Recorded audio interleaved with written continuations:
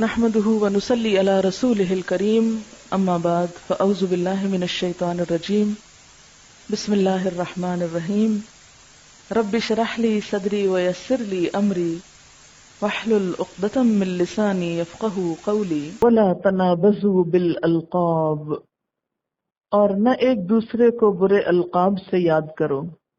نون بے زے، نبزا، برا لقب دینا، برے نام رکھنا، ایک دوسرے پہ برے القاب چسپاں کرنا۔ جیسے کسی کی عزت افزائی کے لیے کسی انسان، فرد یا قوم کا اچھا لقب رکھا جاتا ہے، اسی طرح کسی کا مذاق اڑانے کے لیے، عیب لگانے کے لیے بعض اوقات برے نام رکھے جاتے ہیں جو دوسرے کو پسند نہیں ہوتے۔ یعنی کسی کا نام رکھنا بہت عام عادت ہے نا، کسی کو چھیڑنے کے لیے اس کا نام رکھ لینا کوئی برا جس سے وہ چڑھے۔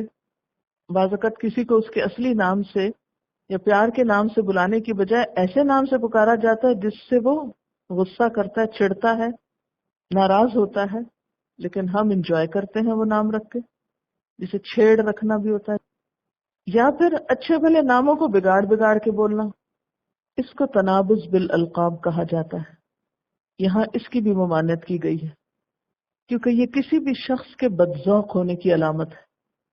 اگر کسی بھی قوم کے اندر، کسی بھی گروہ کے اندر، کسی بھی شخص کے اندر یہ عادت پیدا ہو جائے کہ وہ نام تک سیدھا نہ لے سکے، نام کو بگاڑ کے بولے یا ایسا نام دے کے بولے جس سے دوسرے کی اہانت ہوتی ہو، تذلیل ہوتی، کیونکہ خیر وہی تکبر ہی تو چھپا ہوا ہے، دوسرے کو ذلیل کرنے کے لیے اس کا خراب نام رکھنا یا نام کو خراب کر دینا، اس کو بگاڑ دینا۔ عربوں کے ہاں یہ عیب بہت عام تھا۔ قبیلے کا سب سے بڑا شاعر اور خطیب وہی مانا جاتا تھا جو دوسروں کے مقابل اپنے مفاخر بیان کر سکے اور حریفوں کی حجب اور تحقیر کرے۔ اسی وجہ سے وہ ایک قوم نہیں بن سکے تھے۔ آپ کو معلوم ہے عربوں کے ہاں یہ قبیلہ پرستی اتنی زیادہ کیوں تھی؟ یہ قبائل میں کیوں بٹے ہوئے تھے؟ یہ منتشر کیوں تھے؟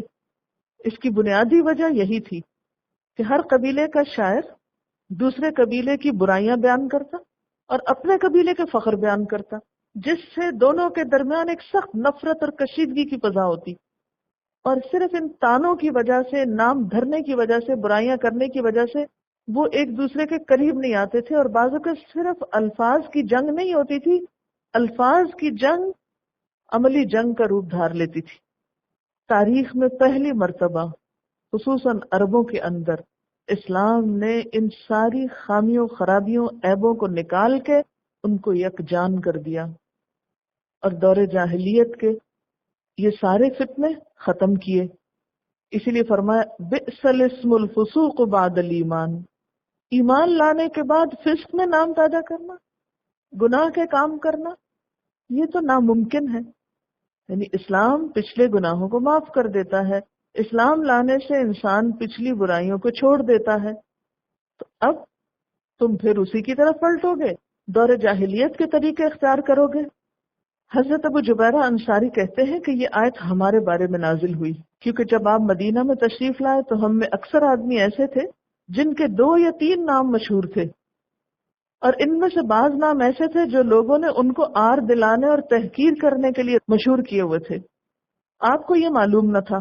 بعض اوقات وہی برا نام لے کر آپ اس کو خطاب کرتے تو صحابہ عرض کرتے کہ اللہ کے رسول صلی اللہ علیہ وسلم وہ اس نام سے ناراض ہوتا ہے، آپ اس نام سے اس کو نہ بلایا کریں۔ یعنی مدینہ میں آپ کی آمد سے پہلے لوگوں نے اصل نام کے علاوہ لوگوں کے برے برے نام رکھے ہوئے تھے۔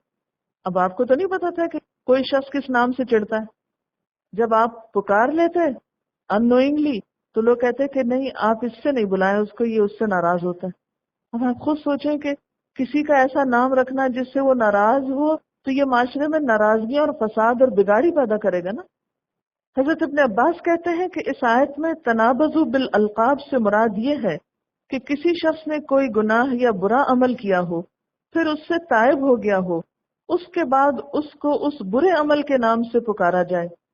مثلا چور یا زانی یا شرابی وغیرہ، جس نے چوری، زنا، شراب سے توبہ کر لی ہو، اس کو پچھلے عمل سے آر دلائی جائے، اس کی تحقیر کی جائے کہ ہاں ہمیں پتا ہے تم کیا تھے۔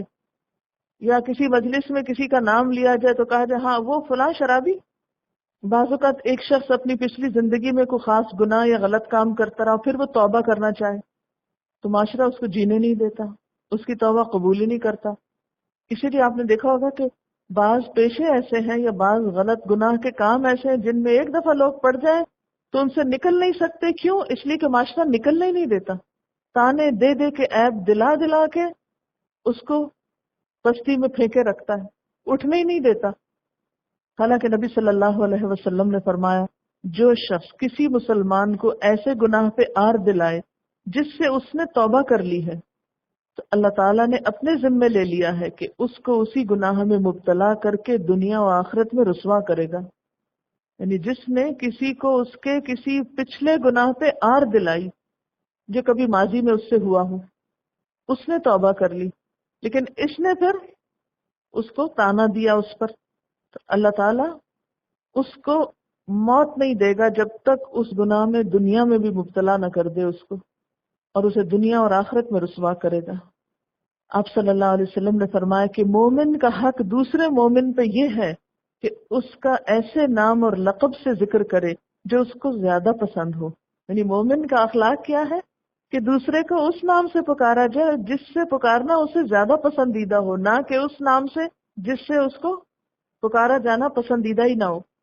اب آپ دیکھیں نا کہ جب آپ کسی کو کسی کے نام سے پکارتے اور پھر اچھے نام سے پکارتے یا اس نام سے پکارتے جس سے وہ خوش ہوتا ہو، جیسے بچوں کے کئی پیار سے نام رکھ دیے جاتے ہیں، اس نام کو وہ زیادہ انجوائے کرتے ہیں تو وہ اس کے لیے خوشی کا باعث ہوتا ہے نا. یعنی اچھے اچھے نام دینا ایک محبت کا اظہار بھی ہوتا ہے. اس کے لیے عربوں میں کنیت کا رواج تھا اور آپ صلی اللہ علیہ وسلم نے بھی اس کو پسند کیا. آپ نے خاص صحابہ کو کچھ نام خود بھی دیے تھے اچھے اچھے. مثلا حضرت ابوبکر کو صدیق کا یا عتیق کا، حضرت عمر کو فاروق کا، حضرت حمزہ کو اسد اللہ کا، حضرت خالد بن ولید کو سیف اللہ کا، یہ آپ نے خود لقب دیے تھے. تو اس میں بنیادی طور پر ہمیں کیا کرنا ہے؟ دوسرے کو اس نام سے پکارنا ہے جو نام اسے خود اپنے لیے پسند ہو. اب یہاں پر یہ جو فرمایا بئس الاسم الفسوق بعد الایمان، تو بئس کا لفظ جو ہے یہ نعمہ کی طرح ہے، جس طرح کہتے ہیں نعم العبد، کتنا اچھا، تو بئس کتنا برا. اس میں مبالغے کا مفہوم پایا جاتا ہے. تو معنی کیا ہوگا؟ بہت ہی برا لفظ ہے. اسم کس کو کہتے ہیں؟ نام کو. تو بئس الاسم بہت ہی برا نام ہے.